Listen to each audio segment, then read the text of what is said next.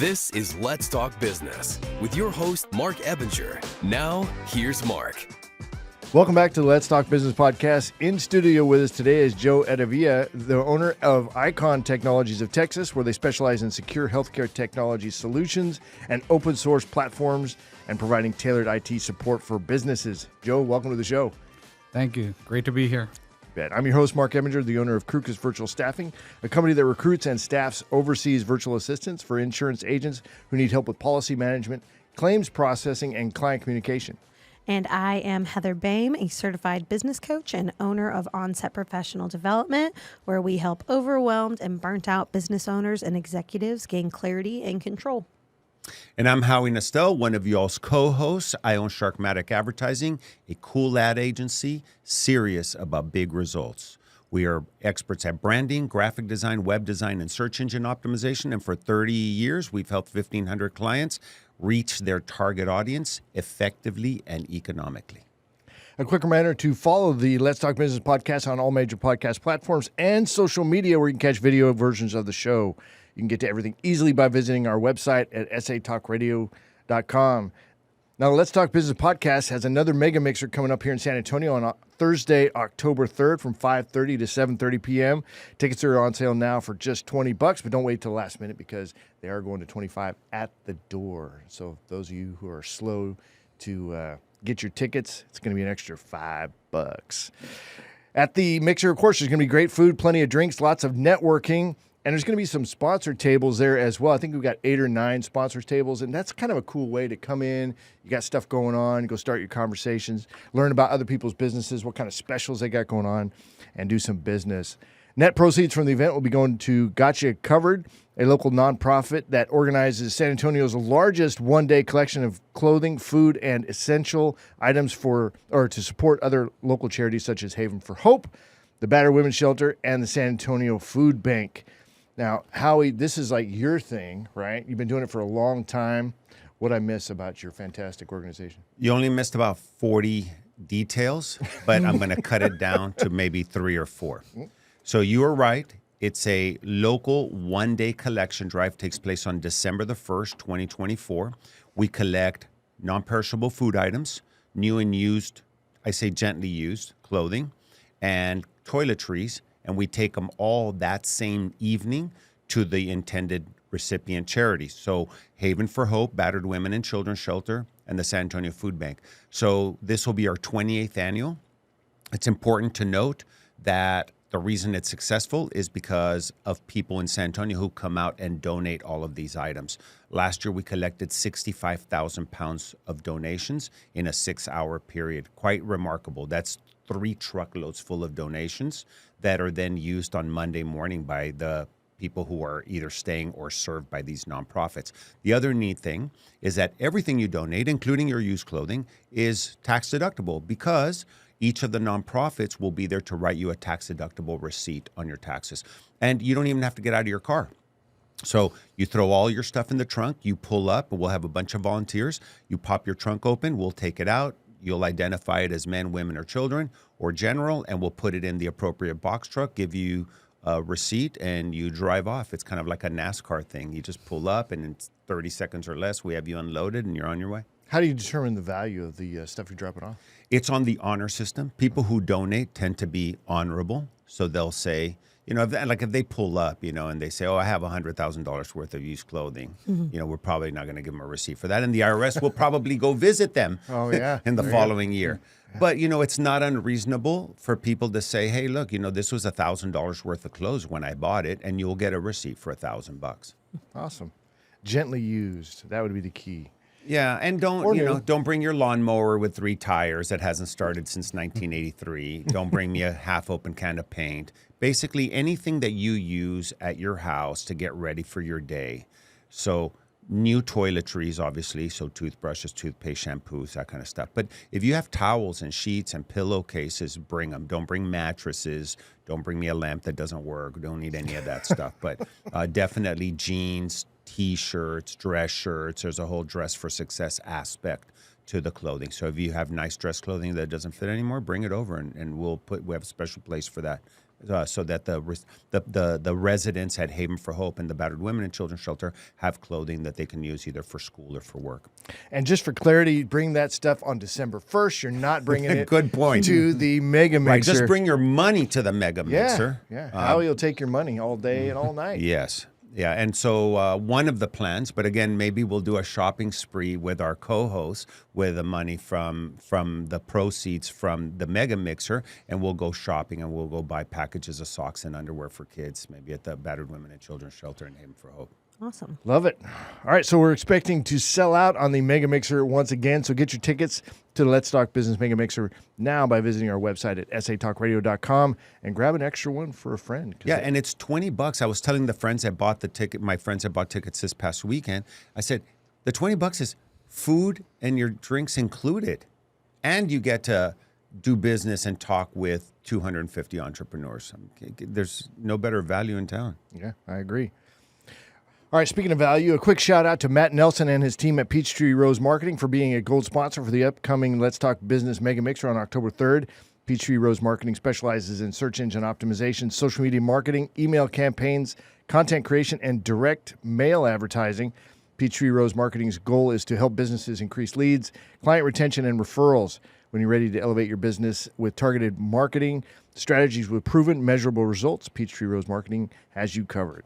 Visit their website at peachtreerosemarketing.com, or you can call them at 210-390-6404. All right, so Joe Erevia, welcome. You primarily do business out of town, right? I mean, but you come into San Antonio as well. How did you learn about the show? And then, because you reached out to us, I'm just curious about that story. Well, we're based out of the Rio Grande Valley. We slowly started working our way northward, and now in San Antonio, we have the Ulta stores. We have the Sephora's. We're actually finished building the new Ulta store over there on Military, and actually doing a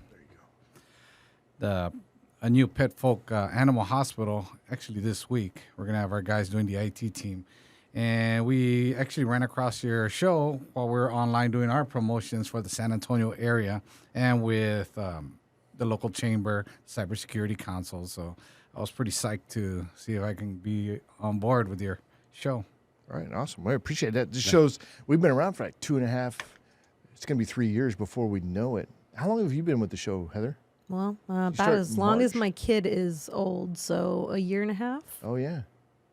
Heather was the first co-host back in the day. Right, yeah. So, all right, so Joe, tell me a little bit about your background, how you ended up with Icon Technologies. Well, we originally started as healthcare IT specialists. It was actually something that happened many years back where my parents had passed away within 2 weeks of each other due to poor health. And at that time, we didn't have health information exchange like we do now.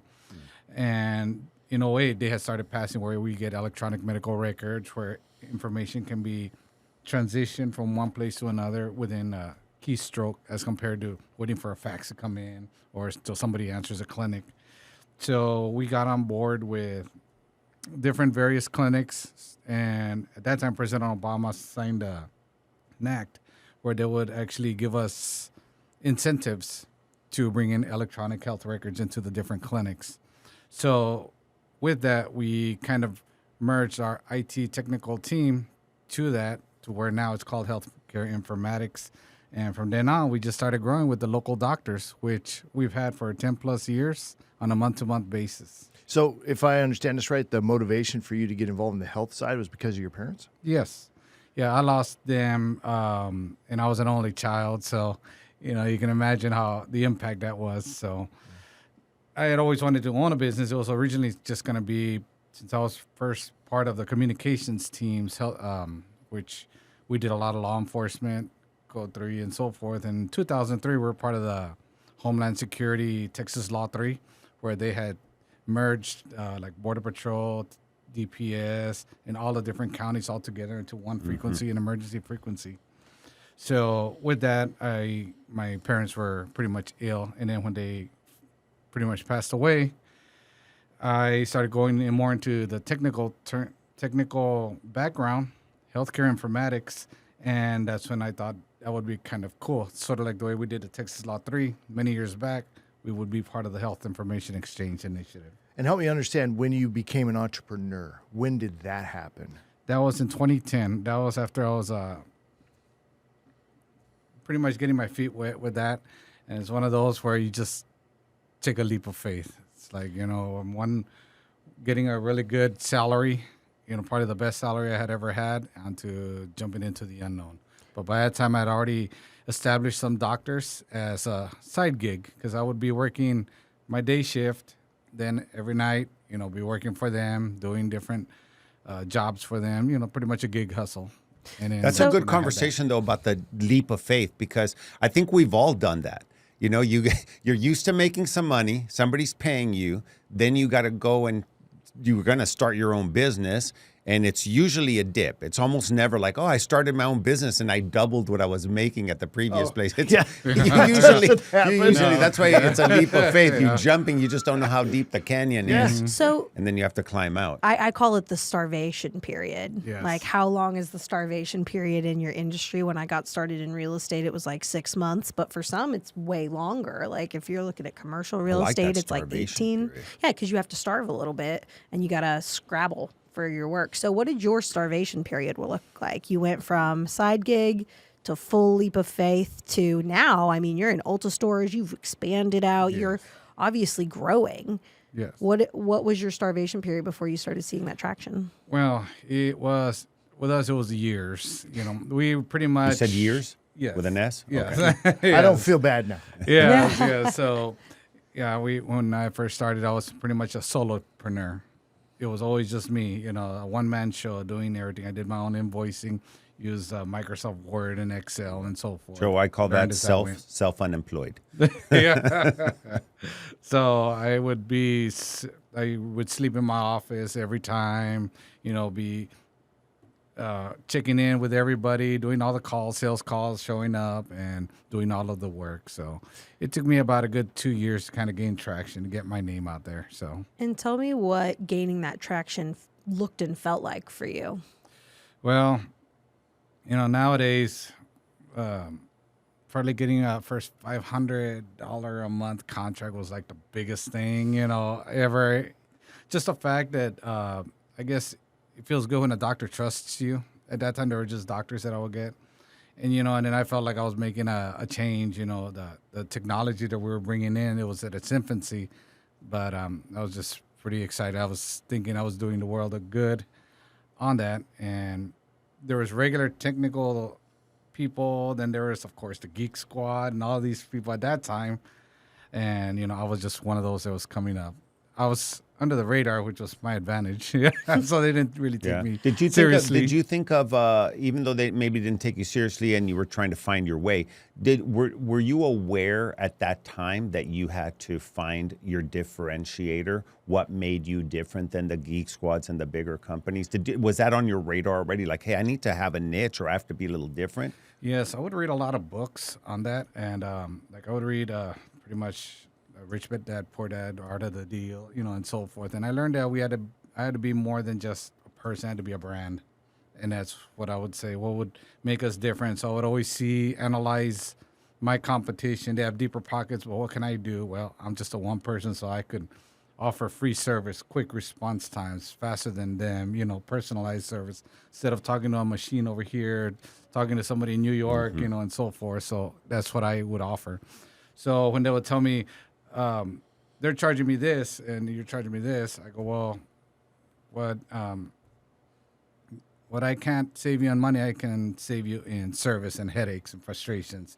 I'll be there. I can actually definitely look at it, research, and so forth, have an answer for you within the end of the day, as compared to putting you on the back burner, because you know how it is with big corporations. You just become a number.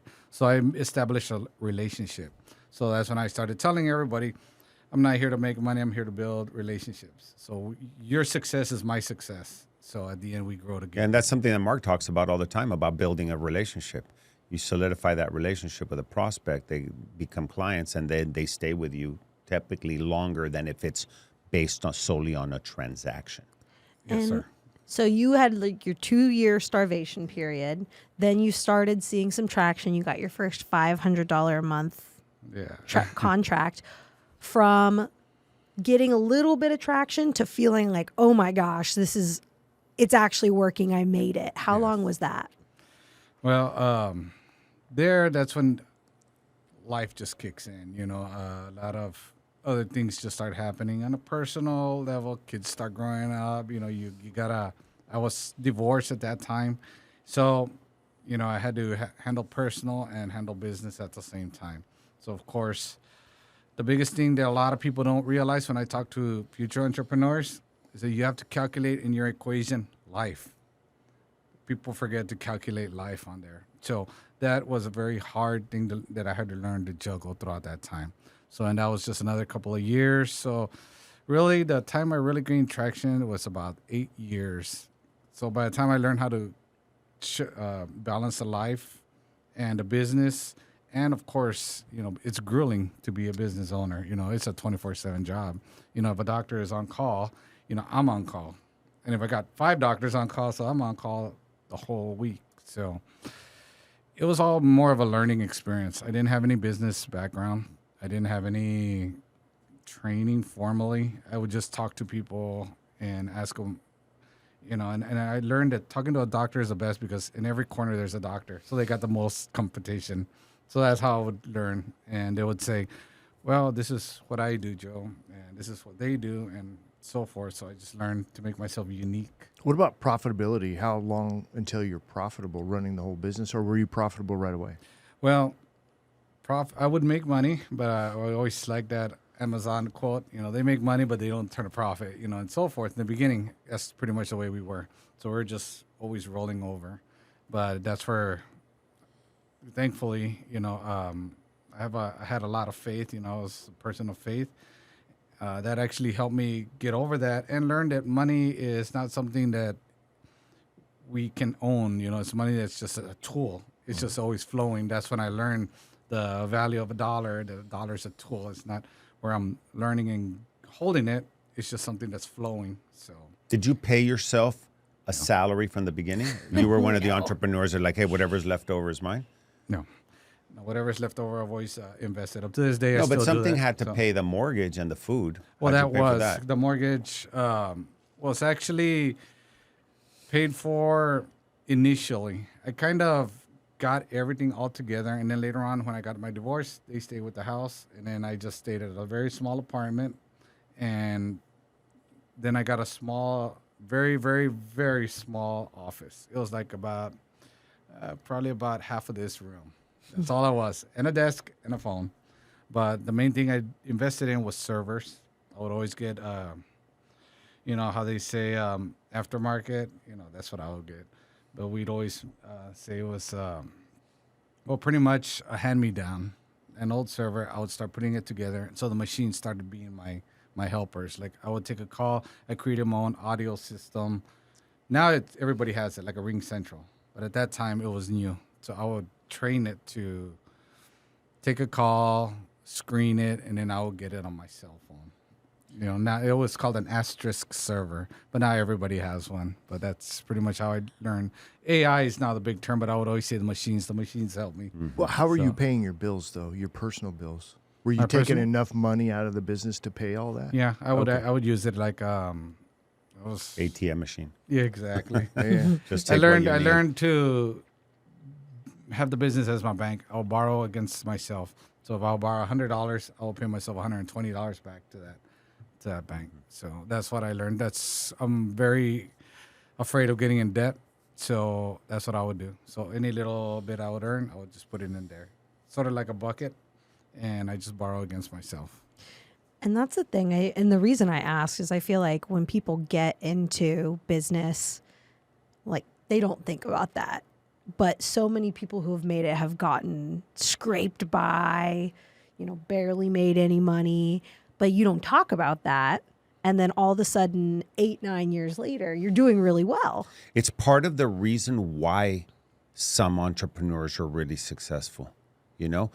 It's not the only way to be successful, but if you had to really struggle and you lived in a tiny little office for a while or a little apartment and you didn't know where your next meal was going to come from and all that stuff, and then you come out of that, what happens is you never want to go back there.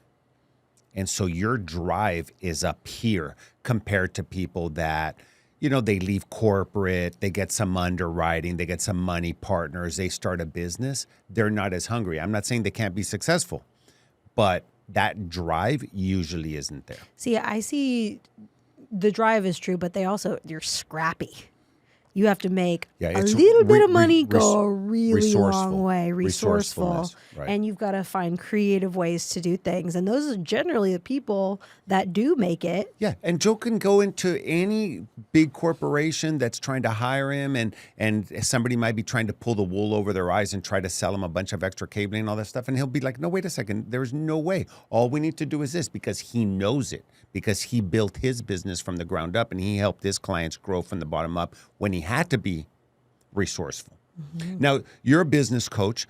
I know there's a philosophy that if you're going to start a business, you should pay yourself first. Even if you have no idea how you're going to pay yourself, that's going to be a motivator to go and make enough money. Because the entrepreneurs that start a business that don't put themselves on their own payroll, what happens is they spend years trying to make enough money to pay themselves. And that's the thing. It's not so much pay yourself first when you don't have the money. It's when you get money, make sure to pay yourself something.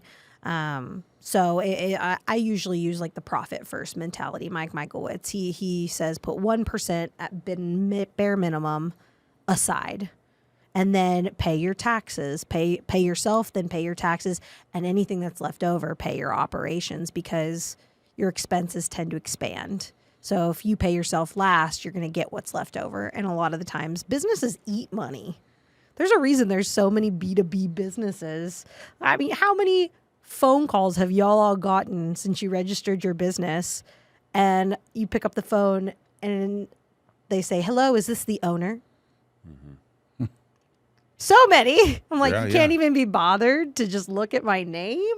See, but that's why I have Leslie. I have my assistant handle on my phone. The owner of what? Yeah. Sorry. How do you do it, Mark? You put all do you put yourself on salary at your company? Profitability. So we do a draw based on profitability. That's where we're at right now. So if we're $2,500 after everything's paid and we are also building up the war chest for the business, then we'll pay ourselves that amount of money. But to Heather's point, there's always the next 360 camera or the next extra VA to do the extra thing. You got to be careful of that. You have to make sure that you're scrappy. Mm-hmm. So the small office is half the size. Yeah. That's pretty scrappy. Yeah. So I used to do what you do and draws and all that stuff. But for the past 10 years, I put myself at a salary. That's it. You've been in business for 30 years, Howie. But wait a second. 20 years to get there. It took me 20 years. So I'm telling you, shorten the time frame. I'm doing you a favor. I'm not even charging you a coaching fee. So, but you know what's funny is that I make about the same amount of money that I used to, but now I also, for the past 10 years, pay myself a base salary that almost didn't make an impact on the bottom line. What does that mean? That means that I can pay myself, and then I still make the same amount of profit that I used to make. What do you do with the profit in your company? I take it as a draw. Oh, okay. So you're double paying yourself. Well, correct. That's the thing. And you know what? His W-2 salary, tax deductible. That's correct. So they pull Social Security, they pull Medicaid, everything off the salary W-2 you pay yourself. So then you'd have a W-2 salary for when you want to buy a house or do that. But then you also get the profit draw. I mean, it's great, but it also ensures that you build in enough gross profit margin, your real income, to pay yourself a salary when your business scales. Because if you're operating at like a 30% gross profit after all expenses, how are you going to be able to pay yourself six figures as an owner when your business scales up? You won't. How are you paying yourself? I'm paying myself, the same thing. As a basic, now as a W-2. Okay. So, but as a basic technician. Right. So, And how many clients do you have now? Right now, Approximately. Sorry, he didn't know I was going to pop quiz him. No, yeah. Well, in the Rio Grande Valley, we have probably about 20 that are month to month with us. In Corpus Christi, we have about 2, but then we have our corporate clients, which are like the Altas, the Zales, and so forth. That one would be in Corpus Christi, probably about another 12 of those. San Antonio, we're steadily growing slowly, so we've just gotten a couple of more people on board with our phone services. Here, small businesses.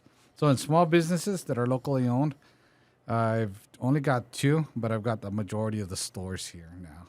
So what does that jump look like for you from going from one-on-one, you get to know the doctors, they hire you as IT, to jumping into larger name brand stores, contracts like Ulta and Zales? Because that's a very different client set. Well, to them, it's more of, it's just our consistency and our professionalism. Well, as you can tell, we have a dress code where all of our team members first have to dress professional. We hire pretty much veterans. I do have veterans that work with me, so a lot of discipline and always get, because they know how to get the job done. Absolutely. We talk about that on the show. It's very true. Do you train them, by the way? Yes. Okay. We train them. A lot of them come, like one of my head ones is a former Marine. He worked in intelligence and so forth, so he's pretty much got the discipline. I just train him on what we do and how we get everything done. We created our own work order system. So the corporate entities, they don't really see us, but they see our accomplishments, how we beat the time, because we're very competitive. It's just like a team. To me, it's like a game sometimes. Like we're in competition. We speak professional in a professional manner, because a lot of other IT people are more laid back. We're more disciplined, driven, and well, like you said, a little more. We're more scrappy because we came from nothing to. Well, how do you go for client acquisition? The big companies, what's your strategy there versus? Originally, I was a subcontractor to a subcontractor to a subcontractor. Right. So that's how it happened, and they just pretty much saw that we were the ones that were doing everything. Gotcha. So yeah. Do you have agreements, or did you have agreements with the people who you were subbing under? And did they have an agreement with the people they were subbing under that you couldn't go to the clients directly? Well, no, that's why I have a very sensitive radar, because it goes back to what I told you. I was so small that I wasn't considered a threat. So, by the way, do you consider ex-cops who were in the Air Force veterans too? No, I'm just kidding. That's Mark. We're like a double veteran. Retired first responder and a veteran. Thank you. Yeah, and they cancel each other out, so you wouldn't get the job done, because they each cancel each other out. No, but we do talk about that on the show, and we've had a lot of people in your seat that were veterans, that were ex-military, and they start their own business, and they didn't have a lot of experience. But wow, man, that grit, that stick-to-itiveness, that seriousness that you learn about getting the job done is such a differentiator compared to civilians like me that just think, it's going to be easy. I'm going to start my own business. I know everything. I've read 6 books. I'm going to go do it. And then all of a sudden, reality hits us in the face. Yeah. So I see that. So you just recounted my progression from leaving the police department or retiring from the police department to becoming an entrepreneur. Oh, I know all this. I got this. Ain't gonna be a problem. Yep. Oh my gosh. Oh yeah. That's quite the struggle. And funny story. I'm sorry to interrupt. I wanted to kind of bring up what you brought up on that one. There were some times that were very hard. I remember in Thanksgiving, I always say this story that we had a slow time, but I always give all my staff turkeys. I remember giving everybody a check, turkeys. And that Thanksgiving, I didn't have anything. I was just alone in my apartment, barely had enough. But a company is only as good as its team members. I always put my team members first, but sometimes we have to sacrifice as the business owners. And a lot of people don't realize nowadays that as a business owner, it's like, I'm going to be the one who's going to get rich. But sometimes we got to give to our team members, because they also help us. There's an old African proverb that says, if you want to go fast, go alone. But if you want to go far, go with others. And the whole idea is, in order to go far, to grow a business, you need team, you need people, you need vendors that are all on board. Well, speaking of that, so tell us who's your mentor, who's helping you along, who are you, like, you need peers, right? Mm-hmm. And then you need people that are farther than you already. Who are those people for you? Well, they are some business owners that I still work with, and some doctors. Now, some of them have retired, but I just do sit and talk to them. One of them was my former boss at place because I used to do police lights and communications for police officers. So he was one that kind of would always teach me, Joe, you need to always have your own inventory. That's the advantage because everybody else can order. So that's why we have a warehouse full of inventory. Other people would just be telling me, just to be very thrifty, buy cheap, sell high, but not too high. You need to, and never be in debt. So that's pretty much it. Those are the people that I still talk to up to this day. And I still meet with them like probably once a week or once every 2 weeks, 15 minutes just to talk, see how everything's going. We always make a joke. We're just solving the world's problems at that moment. Yeah, we one just pan go. dulce at a time, right? And a coffee, yeah. And what about accountability? I'm Yeah, sorry. who like keeps you account? accountable? Oh, like my who's account? on you to make sure, not accounting like money wise, but who's like, hey Joe, did you meet your goals? How many calls do you make? How many of this? Who do you have somebody like that? Yes, she's the manager of Icon Technologies and my MJE stuff, but she kind of follows up with me. It's my wife who does all the logistics and the billing and the invoicing. So sometimes we just get a little bit. I always say I'm the one who gets the accounts and makes the money, but she kind of makes sure I dot the I's, cross the T's. Do we invoice? Sometimes I used to. Before I got married to her, she would see there was like things I wasn't even doing or charging. 'Cause we were just so busy at that time. Yeah, as entrepreneurs, sometimes we're, dotting the T's and crossing the I's, and we think we're doing a good job, and we're not. Yeah. We're That's the staying thing. busy. We do more damage than good in that I one. feel like a lot of people that aren't entrepreneurs look at business people and they're like, oh man, they must be so good with numbers and money. And, they're just running this business. And from the inside, I have found that to be less true. Most entrepreneurs are I'm going to bring in the money. I'm going to make the sales. I'm going to build the relationships, but managing the money, crossing the T's, dotting the I's. Well, you get to Not see quite as behind the much. kitchen door with entrepreneurs, right? Because I'm sure Well, they she's use you describing me, right? yeah, I'm sure they 100%. use you partly as a business therapist, and then they tell you like, "Oh my God, Well, I don't that's know the if I thing. should have started my own business. I'm barely making any money. Maybe I should have stayed where I was." No, there's a lot of joy in being wrong. So much joy. There really is, Yeah. because it's like as a teenager, they've got it all figured out, right? They know everything. I've got a 17-year-old, right? They've got everything figured out at that age. I'm glad you said that quieter because she didn't hear you. Yeah. Even though she's Even going to though edit she's the show. editing this. See Yeah. my body posture kind of hunkered down a little bit. No, but it's life is awesome, and that you realize how little you know. It's just a lot of fun. But on the accountability side, it's super important that people outside your organization, somebody who's independent, can call you on your ignorance and going in the wrong direction, or your fail to take action. And my wife, she's my operations person. She's fantastic. I mean, love it. And then I've got a bookkeeper, right? So my financials are taken care of as well. It's good to have checks and balances there. But it's like when, Heather's my business coach, for example, and she can call me on my bullshit. If she's like, okay, well, Mark, this is where you think where you said you're going, but you're not getting there, then what's going on there, right? Somebody from the outside pointing in to say, hey, she's a grown woman who talks with business owners and is calling you on your stuff. So that's just something every entrepreneur should have that. We should have some kind of accountability on the outside, whether it's a good friend who's been in business forever, or if you can get both, that's even better.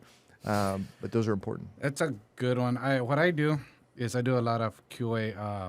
I go visit all my clients on a month-to-month basis. I sit down and just talk. How's it going? How's everything going? Kind of do a QA. It's something that I brought over from the healthcare IT. QA everything. They would always check the quality assurance. So that's what I would do. I'm glad you said that. I thought questions and answers. So, Quality assurance, yeah, I knew you were. yeah. Okay. Yeah. I'm So gonna move the mic a little closer. Yeah. You want to be as So what are So, some of yeah. the big innovations in your company that have come from that practice?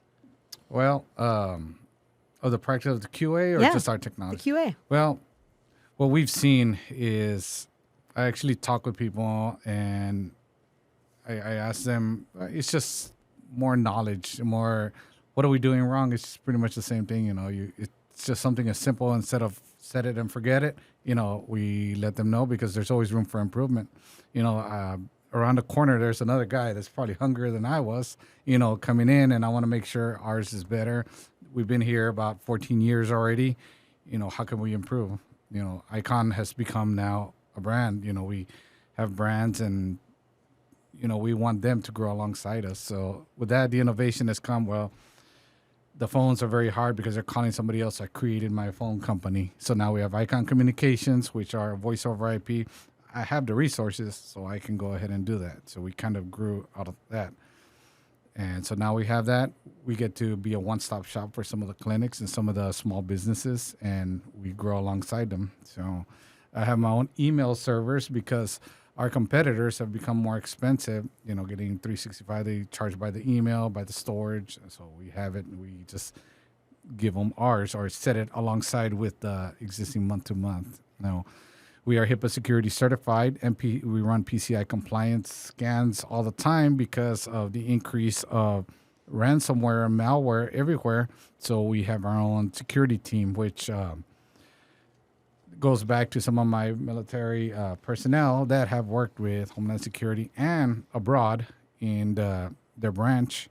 So we bring their expertise plus with our medical background to work together. So we try to innovate and set ourselves apart from our competitors. And that's great to know about the email servers, because we host 450 websites of the 1,100 websites that Sharkmatic has built.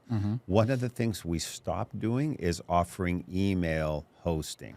We used to host it on the same servers, but because of not HIPAA stuff, but because of ransomware and that kind of stuff, we now just send everybody to Google Workspace or Microsoft 365 or something similar. But HIPAA comes up. I've done work for some hospital groups, and we're like, not my circus, not my monkeys. But that's good to know about that, because it's become so ridiculously important. Yes. More so than just, my emails go to spam. It's more than that. There's a lot of security issues, and so many people depend on it. I was talking to a roofing person that you and I know, and the reason they came to us was not because of marketing and web and all that. They said, we send out emails, and it seems like every fifth or seventh email goes to somebody's spam or doesn't get delivered, and we've missed out on bids and jobs. $20,000, $30,000 jobs where the bid didn't get there. They selected somebody else, and then when he runs into them, they're like, we never got your proposal. What did you do to fix that? We haven't yet. That's an honest answer. Send them a bid. No. That they haven't engaged us yet. So we're engaged to get engaged. You can solve that We problem. can solve it, yes, but they haven't given us the engagement check to get started. How do you solve that problem? Well, it's what Joe's DKIM talking. issue. It's putting their emails on a completely different server that's a managed MX records, Microsoft, or mail exchange It's records. like Cloudflare? Cloudflare or It whatever? could be. Look, it's not. Microsoft does it. Google does it. Rackspace used to do it. They probably do it. Icon does it. Yeah, it's an MX record. We're talking about. You need to. It's like a verification. You do a DKIM, then there's also a bounce back verification and so forth. There's so many verifications that you need to do. It's not like back then where you just have an SMTP server and it just tells it out. That's what we used to do all the So, time. yeah. But then you get on these blacklists, and then your email doesn't go out, and then you can't receive emails. It's a big mess, And it's become that way because of all these hackers and spammers and all this other stuff and ransomware. Just can't So- have nice things. Yeah, exactly. Can't have nice things. But to change the subject, because I don't know any about what we're talking about. So you've grown from a single man show to where you are today. What's the Yes. ultimate goal? What are you shooting for?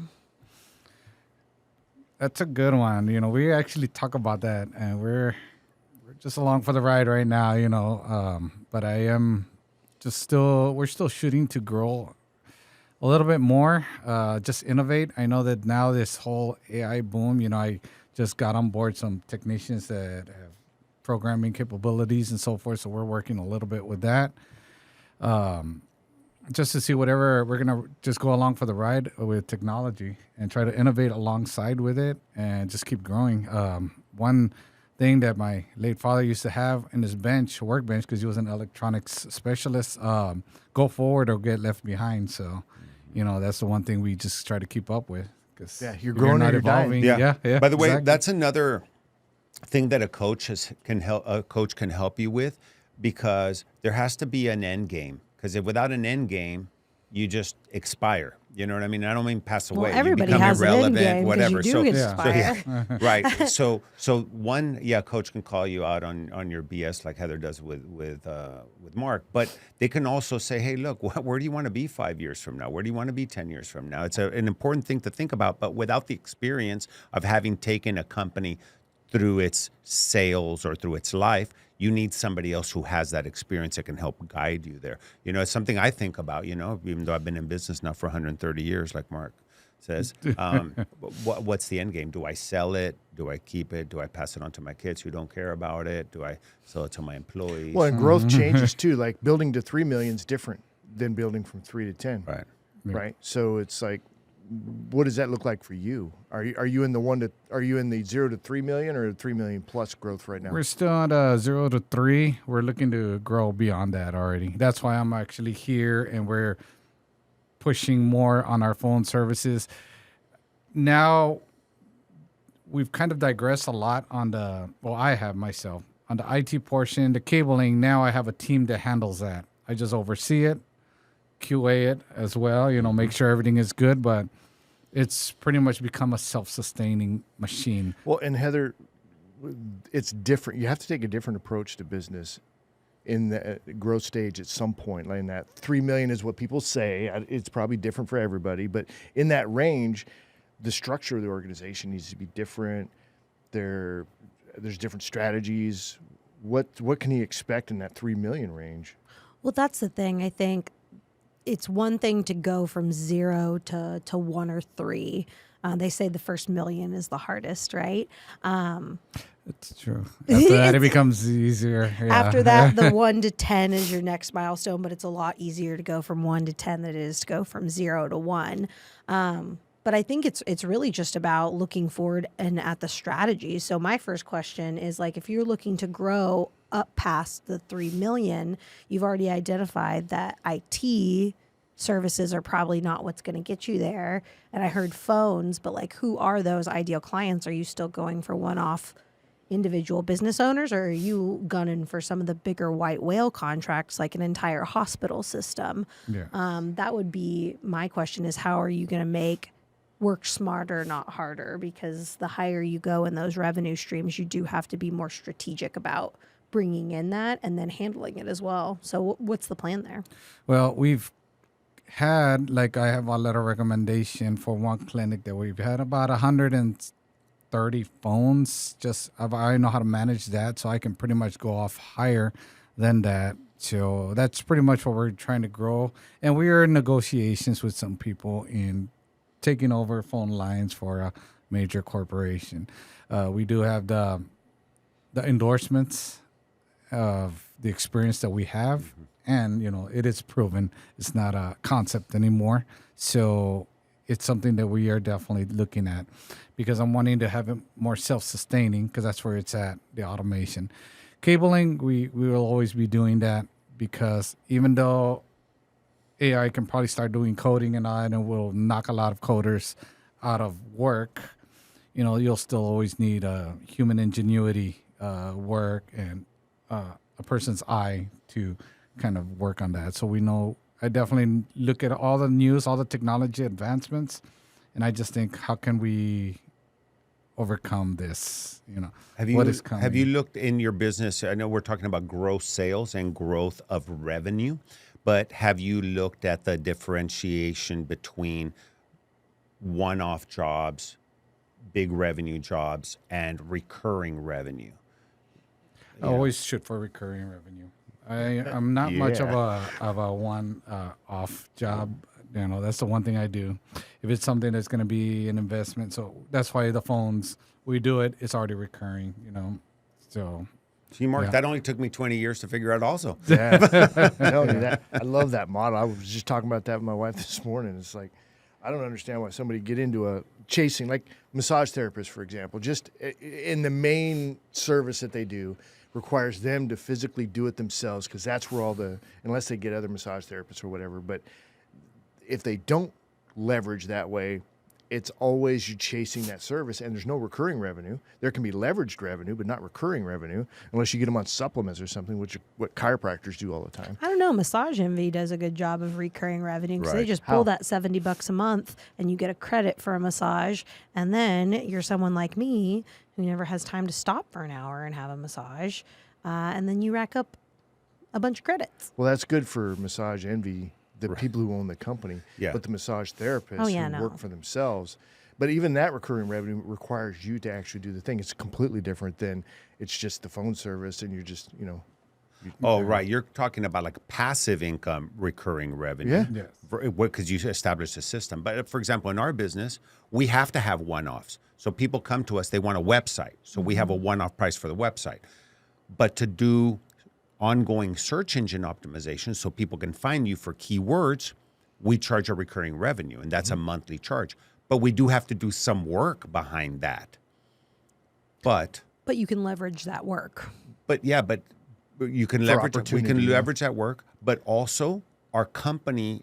Let's say if somebody was looking to acquire us for $1.3 billion, which I would sell for, they're going to look more at our recurring revenue than how much gross revenue we did Absolutely. if they want to buy us. Yeah. Well, that's the thing. I think recurring and horizontal revenue are two very different things. Your recurring revenue probably takes some maintenance. You gotta keep doing it. But horizontal, you sleep. That's like rents and stuff like that comes in whether you do anything or not. mailbox money. as they Mailbox say. money Mailbox is the that. horizontal income. Yeah. So if anybody would like to mail us money to the Let's Talk Business P.O. podcast- Box. P.O. Box Howie Nestel. Yeah, that's right. All right, so it's Hispanic Heritage Month. So what are your thoughts on entrepreneurship as a path to really financial freedom and success for Latinos? Well, as a Latino, we take a lot of pride in that. We always have this pride in my family where my grandfather heard the call, and when Pearl Harbor was attacked, he went, fought in the Pacific Theater, came back as an American, and my other half of the family was with the civil rights. We do have a lot of pictures, so I feel that all of that work is what brought me to be an entrepreneur, and all of their sacrifices did that. So I always know that we have a really proud heritage, really strong people behind us in our blood to give us a different way of getting Latinos out there by becoming small business owners, and getting a name out there. So as a Hispanic, it's always a big pride time for us during this month. I'm here because of the sacrifices that everybody did. So with small business ownership, it's just a path to freedom. That's giving all areas at the best. When you become a business owner, you get the freedom. So, What do you think, Howie? My grandparents, all four of them, went from Eastern Europe to Mexico. My dad was born in Mexico. My mom was born in Laredo. I grew up in Laredo. Spanish was our first language. And the path to where I am today was paved by my grandfather opening up a store in Mexico. And then eventually the opportunities were bigger on the U.S. side. He came to Laredo, opened up a store. All five of his kids and children-in-laws all worked in the family business. They all raised 16 of my grandparents' grandchildren based on the retail business that my grandfather had originally started. And it's why I have entrepreneurship in my blood. Heather? Oh, I'm Caucasian. Yeah. Let's skip the white people in the room. No, but I mean, you've done projects for the chambers of commerce and Hispanic chamber and all that stuff. I mean, do you see a distinction between, the maybe the pride or the path to success of people? I definitely see like it's paved in family for the most part. When I work with Latinx is the technically correct Yeah, word we now? don't know what the Okay. correct term is. Latinos, I'm trying to be as Hispanics, PC as I Latinx, can. Mexicanos. But no, those La people raza. I have met, which obviously there are quite a few of them. Yeah, it's family and heritage. So generally they're going to have family members involved in their business and not in like a placeholder like, oh, you're just here because They you're all work in family. the They business. are They all help, working yeah. in the family. They are taking big chunks of the business and running it themselves, and then they stick to traditions. So when they're in the chamber, they participate in the chamber and add value in keeping traditions alive. So I think it's fantastic. So my kids must be Anglo because they don't work. They don't help me at all. That's the Caucasian side. I'm a huge fan of entrepreneurship. I think that it's, for the right personality type, the risk taker, but we can't have blinders on while we're doing it. We have got to be open to constructive feedback, constructive criticism, to that growth. And entrepreneurship is a team sport. As I have a great team that works with me, I can't imagine doing everything by myself and keeping my screws tight. It's just because it's a lot, and I know you've been through all that yourself. So, but yeah, I think entrepreneurship is great for the right personality type. All right. So if folks want to get in touch with you, Joe, how do they do that? They can reach us at 210-907-7088. And they can go to our website, www.icontechstx.com. And they can search us on Facebook, LinkedIn.